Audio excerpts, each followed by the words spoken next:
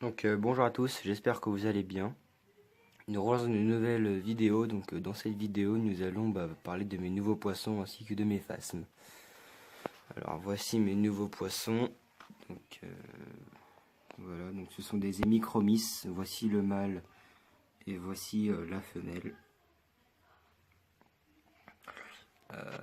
Alors pour ceux qui s'y connaissent un peu sur les hémichromys, pardon, vous allez me dire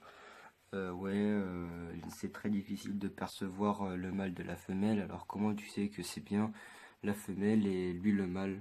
Alors déjà parce que le vendeur m'a dit que le mâle que j'avais était plus petit que la femelle. Donc vous pouvez voir que celui de gauche est plus petit que celui de droit. Donc la femelle, c'est les hémichromys, sera un peu plus rouge. Donc vous pouvez le voir ici par exemple, les deux, voilà.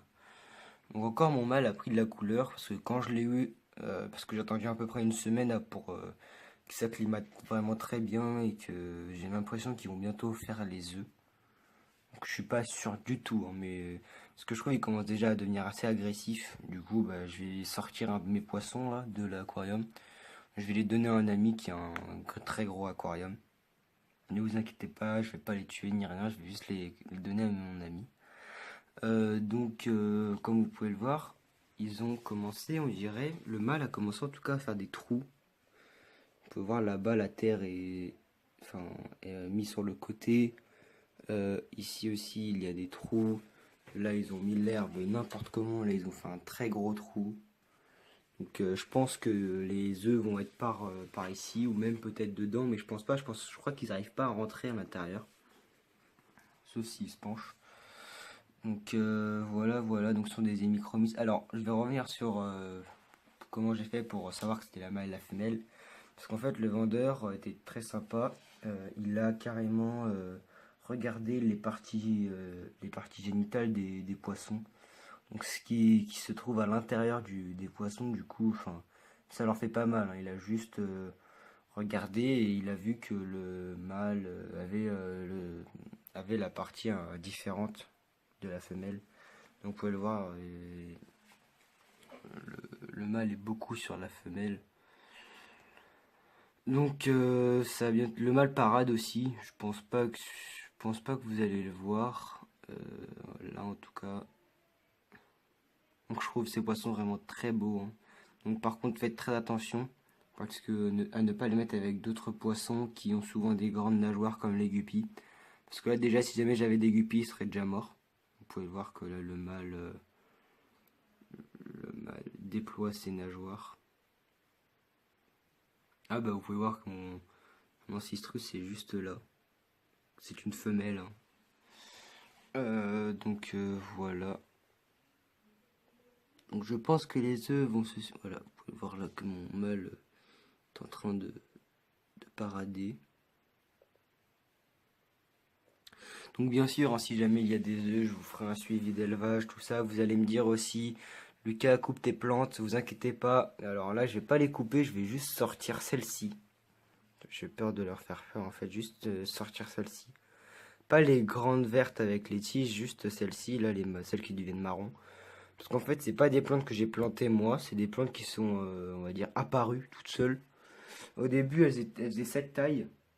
Voilà, donc c'est tout petit en fait. Attendez. Elles faisaient cette taille et maintenant c'est devenu ça. Moi je me suis dit, bon, elle va mourir, pas besoin que je les enlève et tout. Et en fait, ça devient assez gros. Du coup, je vais les sortir. Je vais sortir mes platis. Je pense que je devrais sortir mes corridoras aussi. Ça, par contre, les corridoras, je vais les garder dans un petit bac que je vous montrerai tout à l'heure. Et les kitty, je les garderai, je pense aussi. L'ancistru, je le mettrai dans le bac avec les autres. Je donnerai juste mes platis, en fait. Voilà, je vous les montre. Le mâle aime bien, voilà. Donc le mâle parade en ce moment même. Il montre ses nageoires.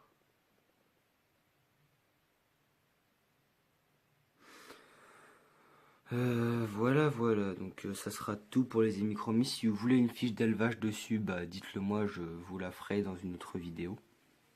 Je m'excuse aussi de ne pas avoir fait de vidéo beaucoup plus tôt parce que bah, avec la rentrée, tout ça, mes nouvelles horaires et tout, bah, voilà, vous vous en doutez un peu, je terminais beaucoup plus tard que l'année dernière, du coup j'ai moins de temps pour faire les vidéos.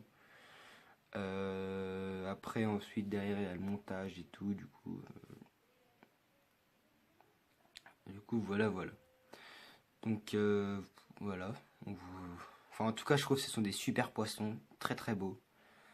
Euh, voilà, le mâle, regardez, le mâle qui déploie sa nageoire est vraiment hyper beau avec ses petits points bleus partout. La femelle en a, mais un peu moins, je trouve, mais en tout cas, le mâle est très beau. Le mâle a pris beaucoup de couleurs, donc je pense que c'est l'heure d'accouplement. La femelle aussi. Oula, vous pouvez voir elle a été agressive là. Du coup, je vais les sortir juste après la vidéo, je pense. Le mâle était tout gris avant, et puis il est devenu tout rouge en une soirée. Parce que, en fait, hier soir, je l'ai regardé avant d'aller me coucher, et je vois que le mâle, enfin, il restait beaucoup sous la nubia. Sous la nubias, du coup, peut-être qu'ils vont faire en dessous les œufs ou je sais pas. Et voilà, donc ils s'approchent de plus en plus de la de coco, mais j'ai pas l'impression qu'ils veulent s'installer dedans. Du coup, bah, je sais pas. Voilà, il reste beaucoup ici. Du coup, je sais pas s'ils ont fait leurs œufs à l'intérieur de la de coco, je ne pense pas. Mais enfin voilà, en tout cas. En tout cas, depuis hier soir, il parade beaucoup. Donc maintenant, on va passer aux phasmes que j'ai reçues bah, mercredi. Donc nous revoilà avec les faces. Donc bah, je les ai mis dans ce terrarium. Donc, pour ceux qui ne suivent pas mes vidéos, voilà, c'est un terrarium donc 30 de longueur, 30 de largeur et 30 de hauteur. Donc c'est un cube, hein. Avec une grille en haut, donc ça c'est pas mal pour que les phasmes puissent s'agripper. Vous pouvez en voir un qui est juste ici, donc ils sont tout petits. Je crois qu'ils sont au stade L1, donc c'est-à-dire que bah, ils n'ont pas encore mué pour la première fois. Il y en a un autre sur la feuille là-bas. Donc j'en avais commandé 4 pour ceux qui me suivaient depuis longtemps, j'en parlais beaucoup. Et en fait, bah, dans la caisse de transport qui était celle-ci, bah, donc on la reçoit dans des toutes petites caisses comme ça. Donc il y avait énormément de substrat. Le substrat arrivait à peu près jusque là. Jusque là. Après il y avait une branche de ronce. Vous n'avez pas énormément de place. Et puis il y en avait un qui était accroché sur le rebord. Du coup lui il va très bien, c'est celui-ci. Attendez, je vais essayer de le faire bouger. Tac, on ouvre. Regardez. Vous inquiétez pas, ils sont bien vivants. Celui-là, là-bas, il y a un peu moins de chance parce que je l'ai retrouvé en fait sous tous les, tous les, tout le substrat.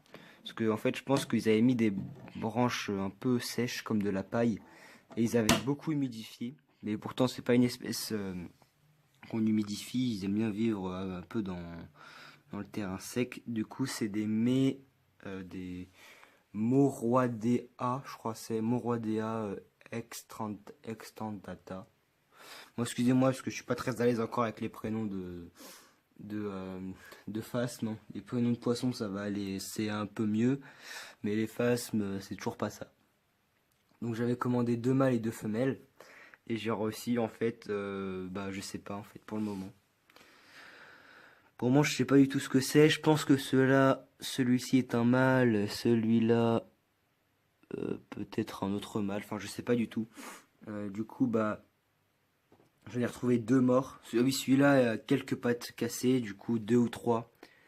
3 je crois. Non, 2. Enfin bref, en tout cas ça va être très dur pour sa mue. Donc je pense pas qu'il arrive à survivre pour sa mue. Donc on verra bien, hein. Et puis du coup j'ai renvoyé un message en leur disant que le transport s'était mal passé. J'ai eu beaucoup de morts et un phasme avec des pattes cassées. Du coup, c'était à la ferme tropicale et la ferme tropicale m'a gentiment demandé des photos pour prouver que bah, ils étaient bien morts. Du coup, je leur ai envoyé et du coup, ils m'en renvoient encore 4 pour mercredi 20. Du coup, vous aurez une vidéo peut-être le 21 ou le 22. Mais voilà, c'était juste une petite vidéo pour vous dire ça. Donc maintenant, les bacs que je vous ai dit, c'est des bacs comme ça. Donc, assez gros, hein, regardez par rapport à ma main, voilà, c'est gros. Ouais, donc c'est assez gros. Ouais, il y aura assez de place pour 4 Corridoras Aneus et 4 Kili et aussi un petit Ancistrus. Donc pour le moment il y aura de la place, c'est juste un bac provisoire, hein, le temps qu'il y ait les petits. Et dès que les petits, dès qu'il y aura les petits qui commenceront à nager, je vais les sortir et les mettre dans ce bac ici pour qu'ils arrivent à bien se reproduire, à bien se développer. Puis après je remettrai les lascars, on va dire. Bon bah voilà, on va se retrouver sur les poissons. Et voilà, nous roulons sur les poissons, donc c'était pour vous dire bonne vidéo. Et je vous laisse avec des petites images de moi en train de tenir mon phasme et il me marchait sur la main. Voilà, à toutes dans une prochaine vidéo.